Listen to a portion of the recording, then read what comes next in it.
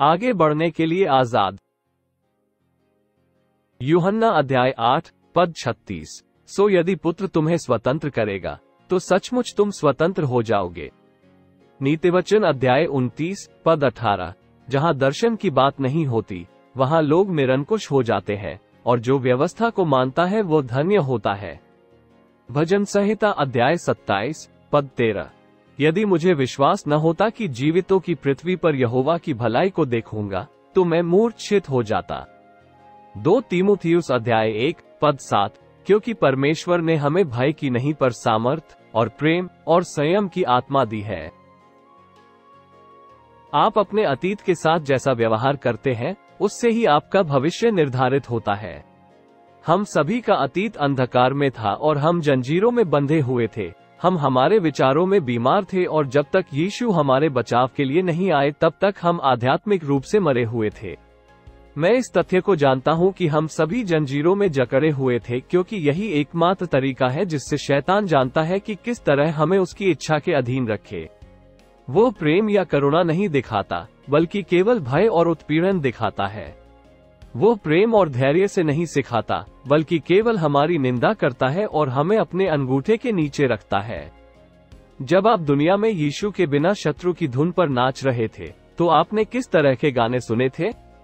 संगीत का उद्योग मूल रूप से उन गानों पर चल रहा है जो खोए हुए प्यार, अफसोस, दर्द और पीड़ा के बारे में बात करते हैं, और हाल ही में बड़े पैमाने पर यौन पाप और नियमों और प्राधिकरण के प्रति घृणा पर गर्व की भावना के बारे में बात करते हैं।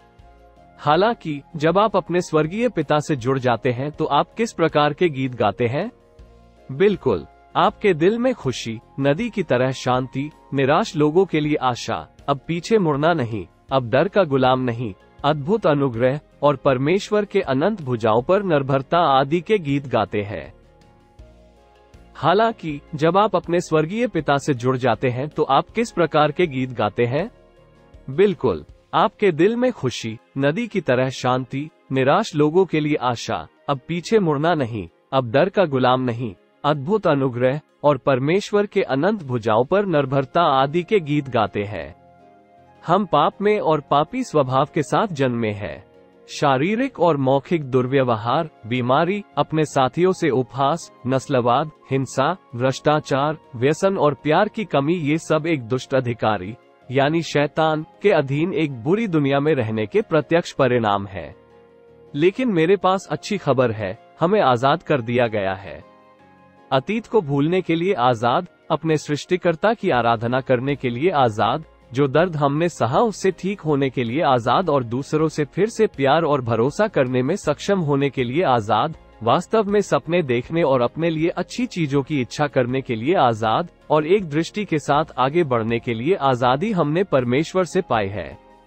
हम वास्तव में दूसरों को आजाद करने और उनमें नई आशा और नया जीवन लाने के लिए शक्तिशाली हथियार बन सकते हैं, जैसा कि हमने यीशु से प्राप्त किया है।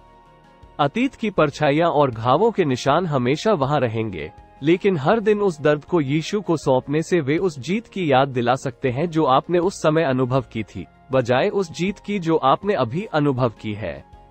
बॉब गास कहते हैं, जब आगे बढ़ने की आपकी इच्छा आपके अतीत की यादों से अधिक हो जाती है, तब आप फिर से जीना शुरू कर देते हैं। सही कदम हमेशा दर्द पर विजय प्राप्त करता है। जब आप पूरी तरह से समझ जाते हैं कि आप आजाद हैं, तो आप वैसा ही व्यवहार करना शुरू कर देंगे। परमेश्वर आपको जहां भी ले जाए, आप वही बन जाएंगे जो वो आपको बनाना चाहता है। आगे बढ़ने के लिए आज ही चुनाव करें, क्योंकि वास्तव में कोई भी चीज आपको पीछे नहीं रोक रही है। आओ प्रार्थना करें। पिता, आप एक मडराती हुई आत्मा है। आपकी पवित्र आत्मा हम में निवास करती है और जलन से तरसती है, वो आत्मा जो कराहते हुए हमारे लिए मध्यस्थता करती है। क्रूस पर यीशु की मृत्यु के द्वारा हमें मिली सच्ची आजादी के लिए हम आपको धन्यवाद देते हैं। आपका धन्यवाद कि हमें जो आजादी मिली है उसे कोई छीन नहीं सकता और हम अब पाप के गुलाम नहीं हैं। धन्यवाद कि आपने अतीत के सभी दर्द और यादों को धो दिया है, जिसने हमें आपकी इच्छा के अनुसार आगे बढ़ने की इच्छा के बिना बांध कर रखा था। हमें मदद कीजिए कि आज हम ये घोषणा कर सके कि हम स्वतंत्र हैं और हम उस स्वतंत्रता में बने रहें। हमें दूसरों से प्यार करना और उन्हें माफ करना सिखाएं, वैसे ही जैसे आपने हमसे प्यार किया और हमें माफ किया है। हम घोषणा करते हैं कि हम असफलता के डर या दूसरे हमारे बारे में क्या सोचेंगे, इसके डर के बिना अपने जीवन के हर क्षेत्र में विजयी होने के लिए आज से आजाद हैं। आप हमें जहां भी भेजें हम वहां जाना चाहते हैं और हम वो सब बनना चाहते हैं जो आपने हमें बनाने की योजना बनाई है। हमारे दिलों में खुशी और उज्जवल भविष्य की आशा के लिए एक बार फिर आपको धन्यवाद कहते हैं। हम प्रभु यीशु के शक्तिशाली नाम में ये प्रार्थना है, आमीन।